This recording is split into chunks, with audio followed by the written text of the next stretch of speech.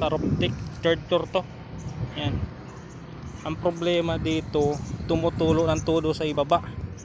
So gaya nito, yun may tubig, saka yun, nag-stuck na yun, ayun, lakas ang tulo. So tapos malumot.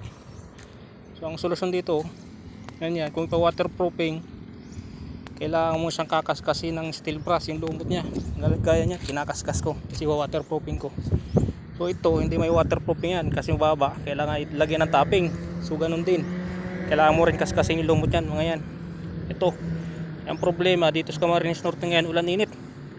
So bandang alas 2 ngayon ng hapon. So ito lang gagawin ko, waterproofing ko lang to. Ito hindi ito magagawa kasi kailangan ito masimintuhan para mawala yung tulo sa ilalim, kasi malala yung tulo sa ilalim. So yan.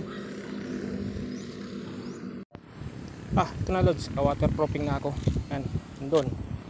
Kaso kulang, dalawang galon na yan, kulang pa rin. So yan, wala pa ito. Wala pa yan. So isang coating lang yan. So makonsumo talaga. So ang gamit ko ay flexiband, yung araw ng simento. So ilan mga lods, January 9 ngayon. Natapos pa na itong waterproofing na to. Kasi January 4 ko sinimulan yan. Grabing ulan. So kagabi maulan din. Hanggang kanina umaga, ngayon lang uminit medyo tatanghali.